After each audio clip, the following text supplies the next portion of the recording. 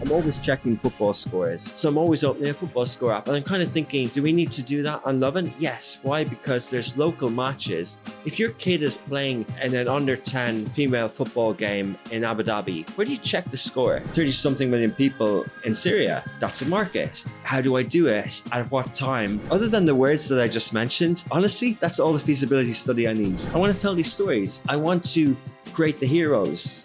I want our brands to create the heroes. That's what media does.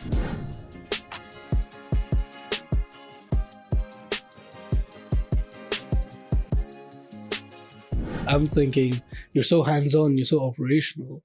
There's a lot of people who've done exactly what you've done and then sort of transcended and said, okay, we now have people we trust and we leave them behind. I'm not saying you don't trust people. I'm saying they leave things as they are to grow, and then they can focus on strategy and they can focus on other things. Yeah, I think that's very simply put, though. And you're right. No, you're absolutely right. But it's not a case of like, I'm hands-on one day, I'm strategic the next. Absolutely. Like, you know, we're at, you know, how do we go from like a desk to an office with 8 people to 5 offices, 120 people? How do we do that? We don't do that by me being the same way I was with 5 people. There are now, including me, 9 heads, 5 office heads and 4 department heads.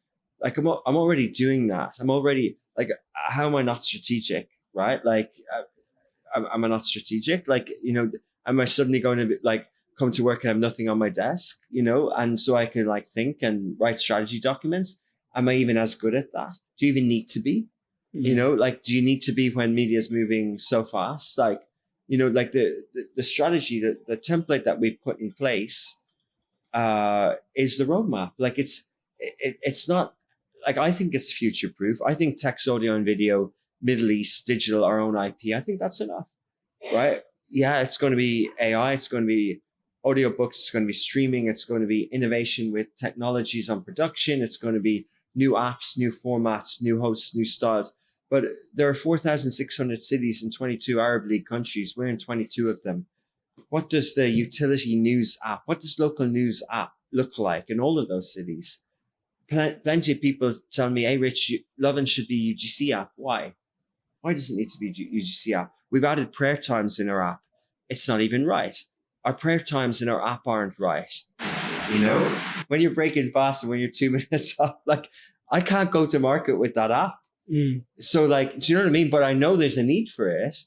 Is it like a Muslim Pro app or whatever? No, but like, I know there's a need for what we're doing. I know there's a need for a centralized local news app that's got scores, that's got currencies, that's got this, that's got news. Like we're building an AI writer for this now, you know, we've already plugged in with the type of technologies that you need to increase your app downloads, like as a marketing agency. And we pay a lot of money for those softwares.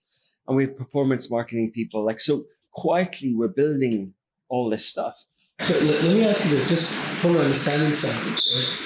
Whether it's product verticals or whether it's geographic expansion, because you could separate those two, or you could have the same vertical expanding in a different geography or a different vertical expanding in the same geography. How do you sit down and develop that feasibility? How do you sit down and say, okay, this is ready for this market and let's move? The market expansion thing, and we discussed this earlier, and it's like yes, on paper, we should have feasibility. Like, and I do believe in it. I do think that for us to make money in Lebanon or Jordan, I do need a bank account, I need a license, I need a salespeople, I need to be on the ground, right? As Augustus Media, as Smashi, as Lovin, as a media business that has clients that's able to work with local entities there on one level. At the other level, you know, can companies be digital nomads? You know, can they grow a global brand out of Dubai without market entry and just have natural pickup by app downloads? Yes. So what's the middle ground of that? And we're kind of in the middle ground. In other words, I mentioned we have 35 brands. You know, we're not at all looking outside of the Middle East and North Africa, but we do have a Lovin Mumbai Instagram page. And every time something Indian happens here, or if recently His Highness Sheikh Hamdan visited India, now that page has 2,000 followers because of a few collab posts, right? So we've adopted this approach. Of the 35 brands, like I think 5 or 6 are in what I call our tier 1. They're fully active. They're making revenue. Then we have about 10 in our tier 2, which are active but aren't making revenue yet. And then we have about 20 in our tier 3, which aren't active. Like, sorry to cut you off. Yeah. Before you go, would you consider Lovin Dubai and Lovin Saudi a different brand? no, Or is it Lovin and then... Augustus Media is the Yeah. whole co. It's like Yeah. Unilever, right? Mm. And underneath that, we have house of brands. So like Dove or whatever. Underneath that, we have Lovin and we have Smashi. Mm. Lovin's a horizontal brand, city brand. Lovin Saudi Bil Arabi is an anomaly, but basically Lovin Riyadh, Lovin Alula, Lovin Jeddah, Lovin across, Lovin Dubai, Lovin Cairo, right? So This is all within the same brand. yeah, so that they're subsets. They're the house of brands. So there's subsets of Lovin, right? It's like Apple Plus or whatever, or Apple Music. So Lovin has these brands, and then Smashi's the Business. master brand that has sub brands, right? So Smashi has Smashi Business, Smashi Home, Smashi Style, Smashi Crypto, Smashi Gaming. It's to tackle the media landscape in the Middle East by vertical. So it's pan-Arab vertically. So when I say 35 brands, I'm actually talking about And all goes within that. sub-brands of Love and Smashi. We have another sort of brand called Odeum, which is like an agency like Horizontal Digital or whatever, but it's really focused on content and originals and things like that. Interesting. And say, for example, you were giving me a tier classification, right? So you got 5 to 6 at A tier, up and running, independent, autonomous, and they make money. You got 10 that are B tier, and you're getting to that stage. How do you know when to focus on effort? Or like what capital, for example? How much cash do you fund them? So again, I think it's a really interesting question. And I was interviewing commercial directors recently, and I spoke to a lot of people in media companies in Dubai. And I realized there's a fundamental difference to how we're structured and then how we capital and resource brands. We have a country or an office P&L, and they have brand P&Ls, and it's linked to sort of franchising. Like if you pay royalties on the back of a brand to Condé Nast or Hearst, you need to know how much money that brand is making. And there's also sometimes a stipulation of, if you're launching this in the Middle East, you need at least 20 directors or 20 staff, right? Like there's a requirement to take a franchise, right? Like there would be an F&B, like there's SOPs and there's things that you need to meet. In other words, why would someone let you take Shake Shack? Like Al Shaya have all that credibility, and they're going to meet, if you say US, no one's heard of you, launch brands in the US, no one's heard of you in any category, in apparel or whatever, they'll need to see that you have the funds to level up with them, right? Why do apparel group get all the clothing brands here, right? So similarly in media, so it does help that they're structured by P&L by brand. Of course, it's one P&L, and of course, the reporting structure for apparel group or anyone, or Shaloub Group or Al Shaya will have a different structure. I haven't been inside these companies. I don't really know what I'm talking about, but I know from a media point of view, that's how it works. And for us, we've P&L. So in Q1 this year, 4 out of our 5 P&Ls were profitable. The one that wasn't profitable was because we had to hire, it had been profitable before, but in this quarter, we sort of, from a regulatory point of view, we needed other names on the license to protect us on some regulatory editorial stuff. So, but I'm okay with that. So basically, I think we've got basically 5 P&Ls that are all profitable, pretty much. They were at the end of kind of fiscal year last year. So that's the sort of thing, right? If I've got 5 P&Ls that are profitable, how do I get the next P&L profitable? So I'm not looking at like, how do I make Lovin Beirut profitable? I'm thinking right now in my head, and 2026 onwards, where's my Levant MD? Because we've got Lovin Baghdad, Lovin Palestine, Lovin Amman, Lovin Beirut, and Lovin Damascus, right? Where's my co-working space? Where's my sales guy? Where's my bank account? Where's my first license? I don't know. But as soon as I do that, and I've already on our P&L, we've already sort of like literally retrofitted that this year. We've sort of said, let's just add what a P&L for Levant would look like, right? Like we have one for Pakistan. So then I'll start funding that. And then I'll start, it depends how I grow that. So the allocation within that happens between those 4, 5, 6 entities. Exactly. But at least that bucket exists for Levant. That bucket exists. And it depends how you do that. Now, I can go, hey, I need $250,000 of budget of my $8-9 million budget next year. I need $250,000 to hire 4 salespeople or whatever, operations people in Beirut, Amman, or Baghdad or whatever. I might do that. Or I might go, hang on, that 250K is needed to pour more fuel or to add more capital into Doha because Doha's shown a bit of potential. And then for the Levant region, I'll just, in my new office space in Egypt, I'll just hire a few more remote salespeople or a few more content people. And then I'm starting to challenge our internal team, like our head of content. I'm like, hey, you know why I'm talking about this tier structure? It's for that reason. It's like, in the tier 2, like how do you get into new cash cows? How do you sort of get them up or whatever? So I'm not kind of going, hey, do I do a feasibility study in Iraq? No, but like, I do think that Lovin Baghdad's can be important. Mm-hmm. And I do think it can be profitable. Does it need to be full on the ground at what year? I don't really care because I'm 10, 20, 30, 40 years down the line here, Like last week when the sanctions are lifted, we talked off there, Syria, that means you can buy a Facebook ad in Syria. HSBC, when I moved to the region first, were shutting down their branches there. Like there's so much that the sanctions impacted. Now, even if you say, there's an influencer market that doesn't need Facebook ads or Instagram that can be viable in a sanctioned country, it's still hard to pay them, right? It's still hard to fintech. It's still hard to operate in a sanctioned country. So there's 30 something million people in Syria. That's a market. How do I do it? At what time? Other than the words that I just mentioned, honestly, that's all the feasibility study I need. Really, that's all the feasibility study I need. It's like, do you think there's people in a country and are you in the food business? Okay, enter. Like literally, it's as simple as that. I'm actually with you there because if you don't move fast enough, yes, there's a first mover advantage and that's very important, but it's also you've developed the infrastructure required to move into a place and know what you have to do. Because at the end of the day, yes, it's a different culture, it's different people, a different target audience, but you know how to port that infrastructure over. Yeah, and look at this. I don't think the other thing, Anas, is that like I don't think it has to be purely profitable as long as it's not legally hurting you or going to cost you a lot of capital and money. Part of this is branding, the fact that Lovin is getting loads of engagement in other cities, it protects the Dubai brand. If we were putting all the Palestine stuff on the Dubai brand, it's not relevant, right? But there's a reason why we have 2 journalists in Gaza, and there's a reason. Is it to make money there? Not necessarily, but the mission of Augustus Media is to tell inspiring stories in an Islamic world, in a region that hasn't had those heroes per se, to a degree, right? Like that's what drives us. It's not pure profits. Like I want to tell the stories in Iraq. I want to tell the stories in Beirut, in Syria, or whatever, through these media lenses of Smashi for the driven dreamers, doers, our love and life, this sort of YOLO stuff.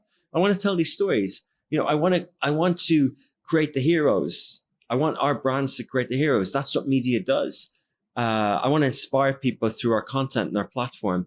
And if Lovin creates value, there's a knock-on effect of the market that will give you the revenue. And, in our business plan, and you looked at some of the numbers for, how we get from $15 million revenue, inshallah, in 2025 to $25-30 million by the end of the decade. How do we get there? I think it's from the Gulf. It's from the modern Gulf states, right? Like, we have offices in Abu Dhabi, Dubai. We're opening in Ras Al Khaimah. We have office in Doha, office in Riyadh. We will open in Bahrain, Kuwait. We'll open an office in Jeddah.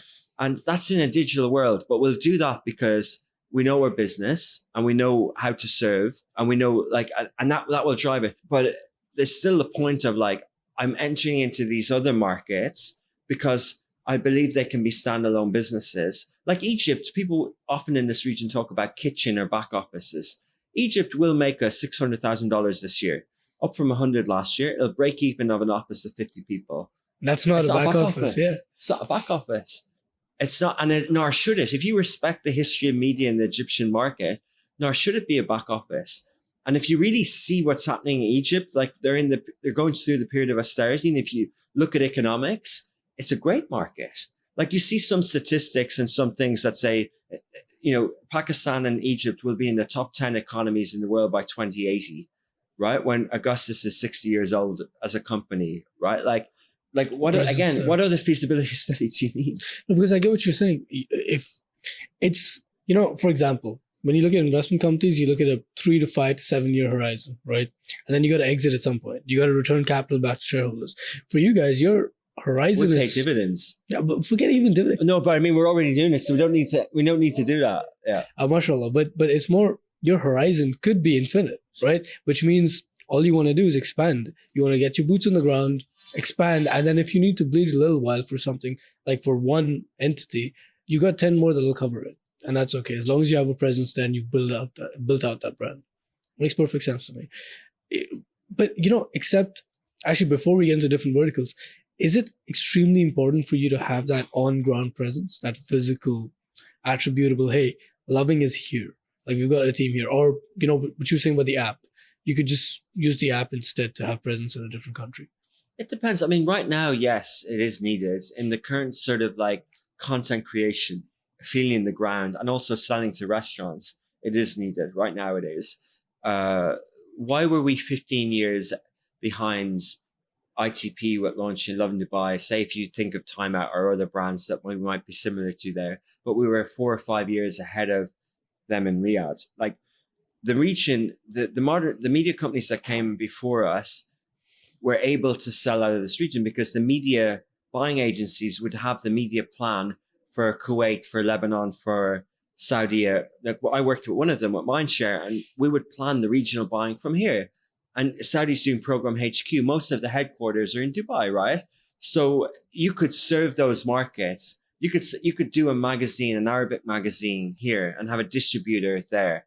But your business, your license, and your headache was here, right?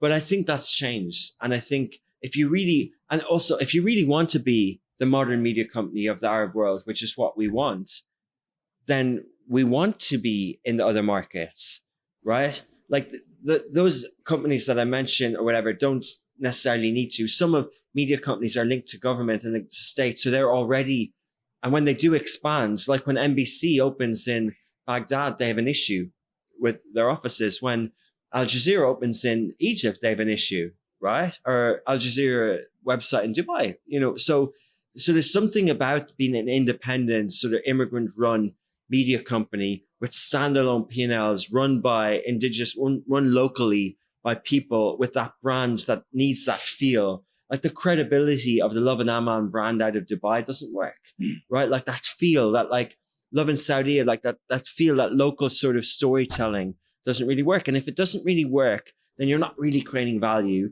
then you're not really going to be able to generate revenue. We could have, way back, talk about strategy, we could have said, okay, let's take Lovin Dubai a different way. Let's take Lovin Dubai in the way that New York Times was taken or that Washington Post was taken.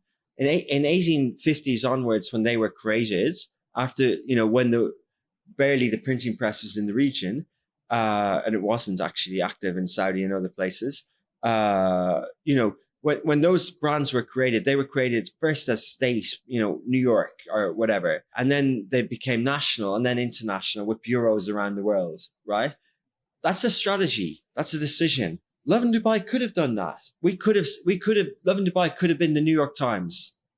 I wouldn't say New York Times. I say New York Post, right? It could have been the tabloids that talked about international things, but we decided not to. We decided to keep it local.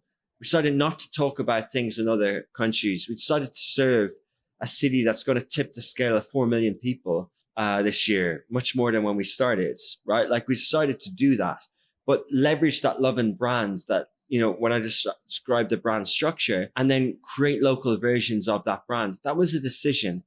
Tabloids haven't necessarily done it. The Sun is the Sun. In Germany, it's Das Bild, or, in the US, it's New York Post or whatever. Like there's equivalents of tabloids around the world, but there wasn't one. And that's why people keep calling us a Time Out or whatever, because they're one who did add a city brand, or even Expedia or like, what's that other travel brand, like TripAdvisor or whatever, not necessarily Expedia. Yeah. Anyway, Time Out, right? Like, so when you latch a city name onto something, because tabloids and media didn't necessarily do it, but we've decided to do it.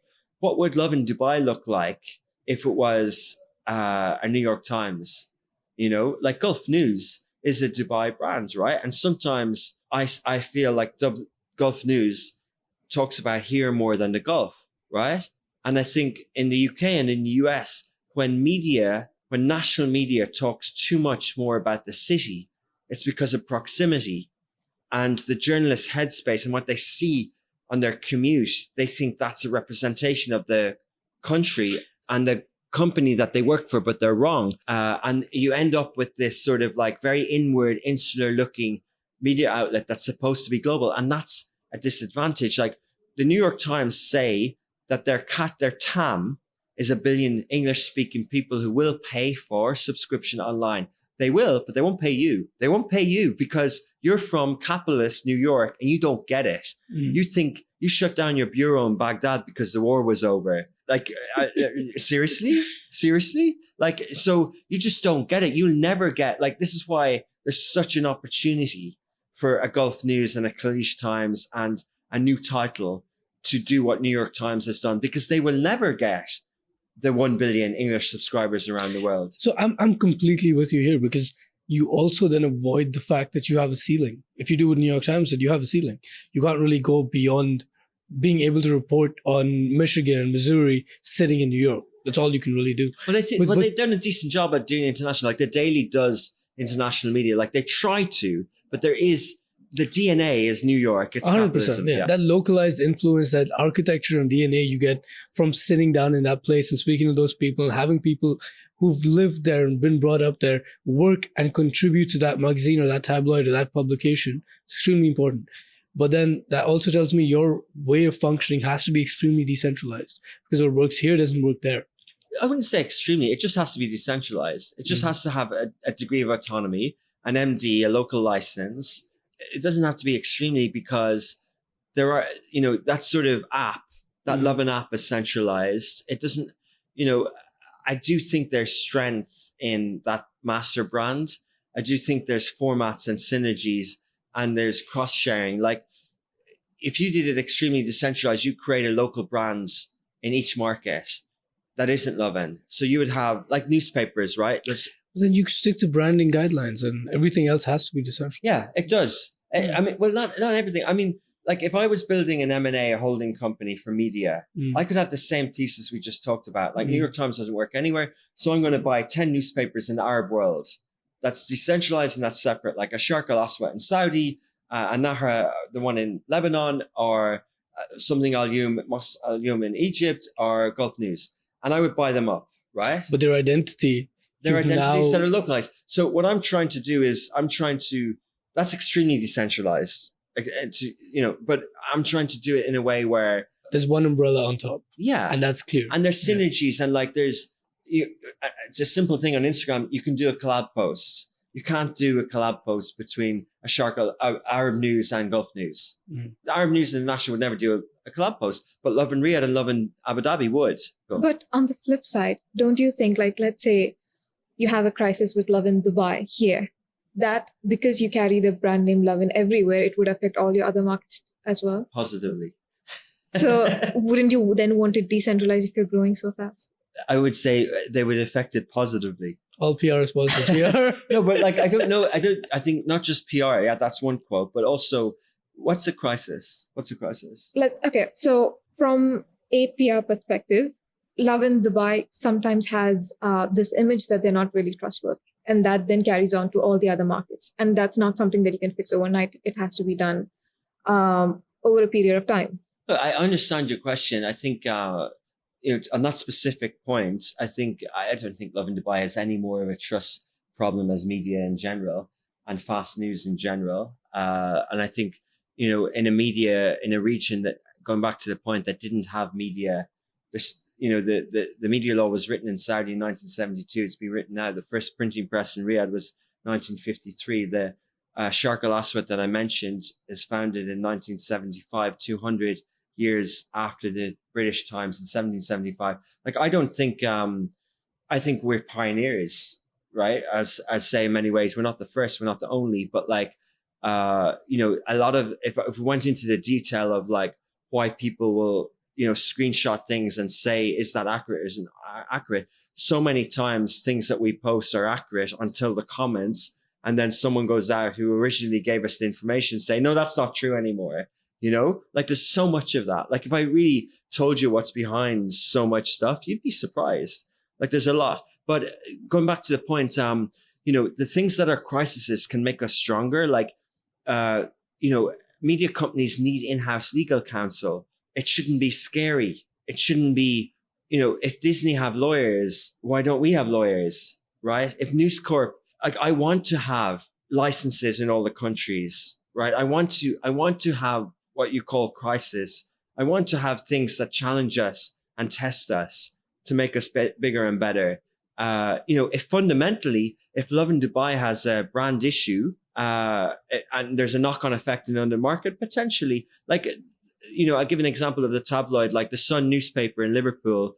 They don't buy it in Liverpool. So if some market wants to boycott the Lovin brands, they might do it for a different reason or whatever. And I think that's no different than anything else. And how people do that is they protect themselves legally. So that structurally, they might have different legal entities in each market. They might have the same brand. But ultimately, like, I think it's a conservative way. It's a risk-averse way to approach it that way. To approach it like that as a risk-averse way. I think the positives, I'm not positive on this. I think the positives outweigh. I think it's worth doing the Lovin brands in all these markets, and it could be wrong, but I think, like, if we have an issue here, but if we deal with the issue here, then we're even stronger. And the same with elsewhere. To the point though, ultimately in media, like, and, to take on a follow-on question, like, how do I keep our team safe? How do I keep them from wearing bulletproof press vests? How do I keep that? And I think that's a media lens and understanding the guidelines of the region and not trying to do hard news and not trying to, like, I'd be more focused on that. And I think that's risk averse. Like, that's protecting the crisis before it happens, right?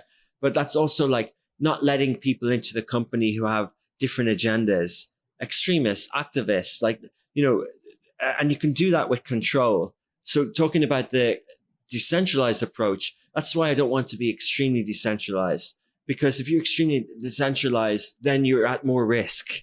Like, you need a level of control on that level, like, I need to control the editorial to a degree to keep people safe, to work within the guidelines and things like that. I completely see what you mean. And I'm with you in every aspect except for the fact that I don't think anyone should buy the Sun anymore.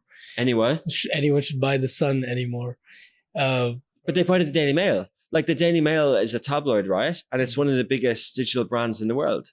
The Sun owns the Daily Mail? No, they're separate. But the Daily Mail... I mean, I'm okay with the Daily Mail. I just don't like the Sun. But that's fine. But, like, the Daily Mail have done... There's many people who don't like the Daily Mail. And there's many people who might like Lovin Dubai. Understood. No, completely. And there's many understood. people who don't like Coca-Cola or McDonald's or Belabin or Zat. Like, it's fine. It's okay. Like, it's not a popularity contest. It's a business. So I see that you really like to have structure, or you're trying to build structure into this, right? You talk about having licenses, having an in-house legal team, having some kind of understanding for roadmap as to where you're going the next 3 to 5 years and developing that roadmap.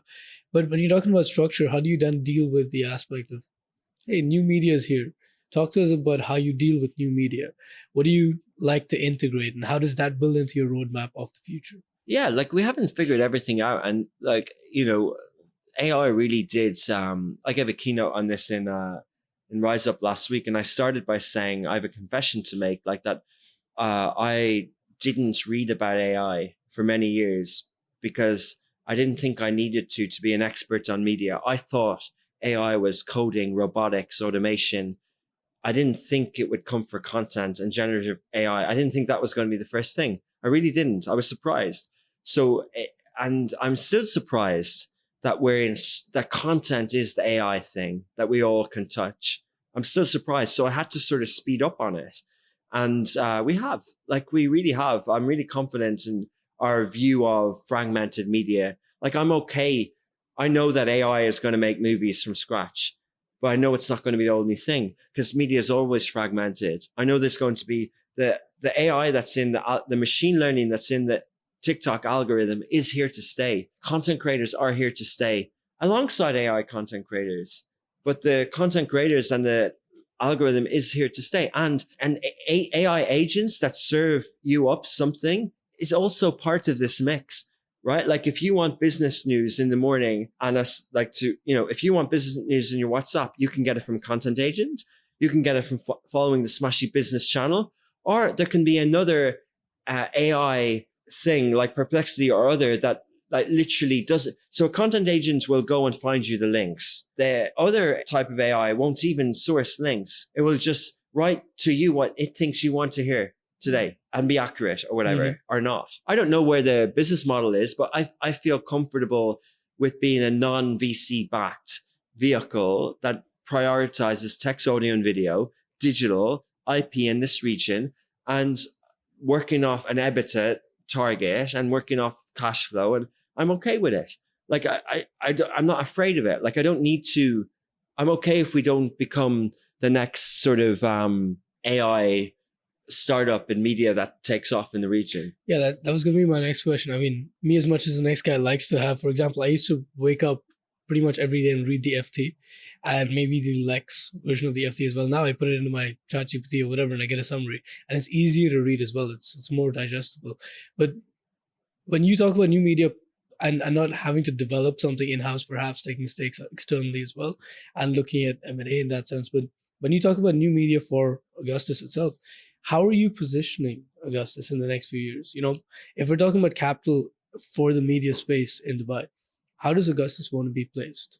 Where do you position yourself? We're not really seeking capital in the positioning sense. So we don't position ourselves for capital. We position ourselves for consumers and for business as a modern media company, text, audio, and video, Middle East and North Africa. As I said, our own IP, Lovin, Smashi, this region.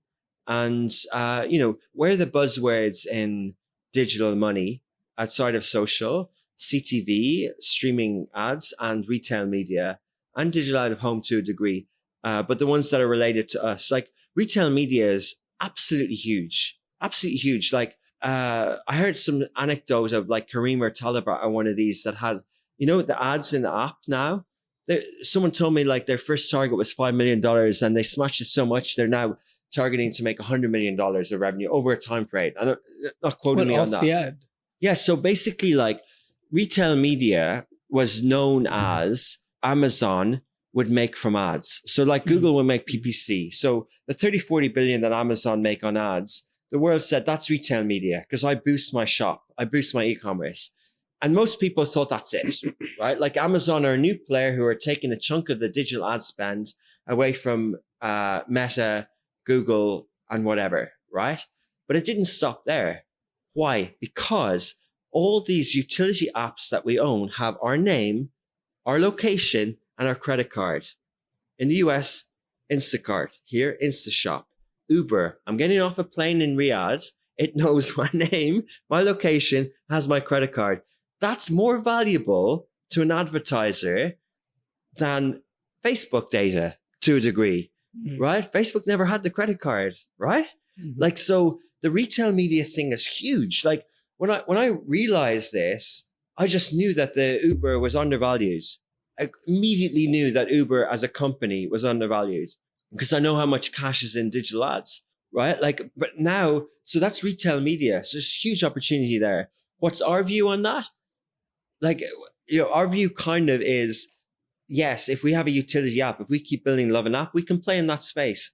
But I'm sorry to cut you off. What kind of utility are you going to be providing at that point? So just go back. So basically, like, I'm okay with not taking some of the retail media money. I'm okay with not. I think these brands still advertise with us because I think what we offer in terms of, we offer something that retail media doesn't offer and that Facebook doesn't offer. That data can't have a young host in a showroom in Amman tonight with a Lovin mic interviewing people, or can't taste the burger and can't create an ad and sell media against Lovin Amman with 150,000 views. There's nothing that targeting data on Uber or Kareem in Amman. So what we're offering is different as an advertising product. It's upper funnel, it's awareness, but it's basically like an agency and a service, and it's done faster than agencies. Like, I was interviewing again commercial people. I will answer the question. I was interviewing commercial people, and one guy who works for a rival media company told me he got to work on Monday morning recently, and he chased up to get the booking order from a client, and the client said, "I don't know, I gave that to Lovin Dubai. Your team couldn't deliver over the weekend, and they sent a team down at 8 p.m. on Saturday night, made the video, shot the video, edited it, it's live, it's got 200,000 views. They're so fast, they're so quick." So going back to the point about like, Do you need people on the ground in the country? So I know my business. I know the services. I know what the clients want. Of course, data works. Of course, the data and the advertising, of course. And that's why Uber's valued at this and we're at this. And I'm okay with that, right? I perfectly am. I see my revenue growing 30% year over year. I'm okay with it. But I know that I'm not valued at the Uber thing. In the background, what utility am I building? Lovin is a local news app, right? It's got 22 cities. If you pull it out your phone, if you download it, and at the moment, it's just got all the articles or the things that you see on Instagram for free. Nothing major with some ads, right? What are we adding there? We don't have a full product roadmap, but we're adding more utility. We're adding prayer times, football scores, currencies, Google reviews as APIs. We're adding restaurants, listings, things like this. Some more utility in terms of information. There are other people who do that. There's people who raise against that.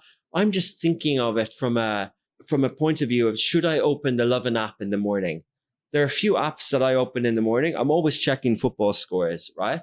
So I'm always opening a football score app. And I'm kind of thinking, do we need to do that on Lovin? Yes. Why? Because there's local matches. If your kid is playing in an under 10 female football game in Abu Dhabi, where do you check the score? Because the local newspaper would send the photographer down and do classifieds. So there's a gap, right? Would you agree there's a gap? Mm-hmm. So I'm okay so if I can provide that utility, then I'm okay with figuring out the revenue model on the back of it. Then you're not pulling scores. Like prior times you could pull from online. You have a clock, right? You can pull scores because in UAE, this Dubai Sports Council is centralizing all this data, and every federation. In Saudi, there's 97 sport federations, and they're going to centralize the data and the results. So you will be able to aggregate them. And if they're doing it for the first time now, you could probably work with them from the ground up.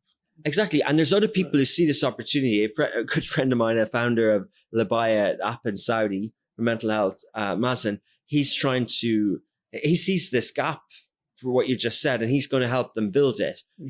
But I don't want to pitch our services. Like I could, through Odeum, I could pitch web development for building that dashboard, right?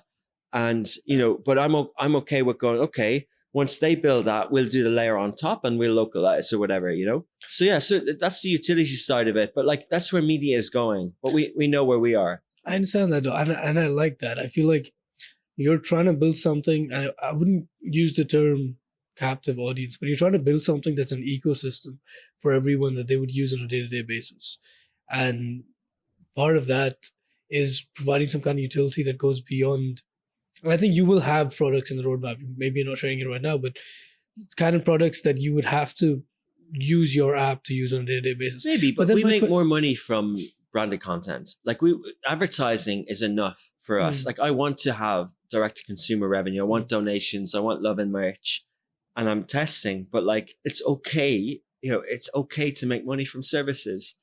No, it absolutely is. But if you're talking long-term, you're talking data is king in this world, and you're talking higher valuations, some kind of technology and some kind of utility that could include digital media advertising, for example, would be important. But we're not talking data. We're not talking higher valuations. It's okay to run. Like, I think we can get to $20-30 million revenue the way we're going. Like, and the profits that we're making, like F&B shops make 5 or 6% margin. We make 25% margin. I take your point, and it's a good one. But if I listen to investors and people, this is why I don't go to VCs and stuff. There's a very good friend of mine, Nagati's got big podcasts in Egypt. And he said, Rich, you need to position yourself as a reach company because you're limiting yourself as a media company, but then as soon as you do that, then you start making different decisions. Then the Lovin app becomes a UGC app and people can submit data in social networks. That's why Jonah Peretti at BuzzFeed came out this year and said he's launching a social network, because he raised at 1.7 billion and he went public, and he has to justify the valuation. I don't but in the meantime, I'm sort of also hedging. I'm sort of also quietly, seeing what's possible. But that's refreshing. That's because I feel like 9 times out of 10, someone sitting in your position would run the other direction. They would want data. They would want to create that captive audience. And what you're doing is refreshing. You're positioning yourself as the company you are, and you're saying, if there's a possibility for otherwise, there's an upside there, but that's cherry on top. But I understand the market. I understand that people are consuming content on TikTok. So why would I pitch something else? Gary Vaynerchuk used to say, I question him on this. I'm saying, like, you've got so much access to so context. Why aren't you building another X or another, app? If you see the way things are going, he goes, I'm not building the bridge. I'm doing the toll bridge on top of the bridge. I'm going to once people move there, I'm going to provide what they need on that bridge. Right. And it's the same with what we're doing. Like, I'm okay with doing services. Like, we're moving faster, I think, than most perceived incumbent media companies in the region. Not fast enough, probably, for some investors or whatever. But like, we're pretty clear on what we are and what we're doing, right? Like, and I think sometimes by answering the way that I'm at the moment and being sort of almost stubborn on what we are, helps us say no to too many pivots and to too many trying too many things, because my team will tell me we're already trying too many things. They'll say, well, like, what's this? They'll sort of think of where should we put our energy, sort of thing. So I don't say, people say, why aren't you in events? Other people will say, someone rang me a few weeks ago and said, hey, I have a radio station in UAE that the brand hasn't caught on. And if it was the Lovin Dubai brand with how I know how to run an agency, I'd be able to take on Virgin. And I'm like, no, thanks. Like, he literally was giving me a radio station for free. And I said no. And then 2 weeks later, I sit with one of the biggest electronics companies in the world, and I saw their data. I saw how many devices they had. Why would someone not do what we're doing if they saw this, right? Like, this company, all of the electronics companies have operating systems now. Like, they realize when we're talking about TVs, we're talking about airplanes, we're talking about technology for, Consoles, cars, and everything, right? Like, and in the mobile era, 2 OSs won out, and pretty much won, right? Like, Android and Apple, but like pretty much Apple's OS. Like, I think 9 out of 10 teenagers in the US are on Apple's OS, not Android. Like, they don't want to make the same mistake. And there's an OS that launched 10, 15 years ago. And 10 years ago, this OS had 50 million devices. And now it's got 250 million devices. Because they provide the manufacturer from technology, from TVs mainly, they're known. Because of the country they're in, the automotive brand in that country has partnered with them, and their OS, so their TV OS, is in every one of 2 famous automotive brands around the world. I'm launching my smart TV Smashi app on this OS. So I said to them, hey, does this mean that my Smashi TV is in 250 million devices around the world? And they say, well, if you sign an NDA and if you sign this document, it will be, because it's a B2B thing.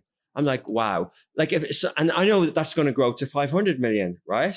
Because they're in every hotel chain that has 50% of the market, and they're in all those hotel chains, right? So if I told you there was a social network that had 500 million monthly active users, would you want to be there? Like, everyone's like, oh, you need to be on YouTube. I'm like, cool, but build OSs. I sat with the head of a media company in Dubai this week, and he said to me, oh, you do your own apps? I'm like, yeah. Like, we have 12 developers in Egypt building our own apps, because it's not the iOS app. It's, the 180 page document SDK kit from these 8 or 9 OSs, these developer companies, these TV manufacturers. It takes a year to get on. Now, you have to have the content once you're on, and you have to have the plan against it. But like, which investor would understand this language? No, this is perfect. I'll tell you why this is perfect.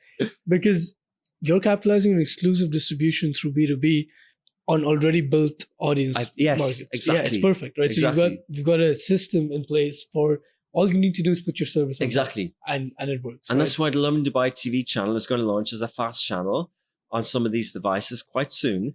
And, I'm quite excited about it. And it's not old school TV, it's streaming and it's different formats. But I'm quite excited about it. And going back to the original question about market entry, we decided to do local TV, not pan-Arab, like not to dilute the brand as Lovin Arabia. We decided to do it this way. But yeah, these are all like product decisions, and we'll pivot, and it might fail, it might not. But like, and I don't have all the answers, but like it's figuring it out, and that's exciting. The thing is, I'm also trying to keep in mind, I'm trying to be conscious of time as well, but I'm trying to keep in mind the fact that I mean, you've been around the block for a while. Like, you have DNA that you're staying true to, which is incredible. So you might iterate, you might experiment, you might try new things, but there's only a certain amount of pivoting that you can do when you've developed a brand like yours, because you want to stay true to not only the people you serve, but also the product that you've built yourself. I think that might be all the time we have for today. Thank you so much for coming on. Thanks a lot, guys. Yeah, it was Thanks an a lot. absolute Thank you. pleasure.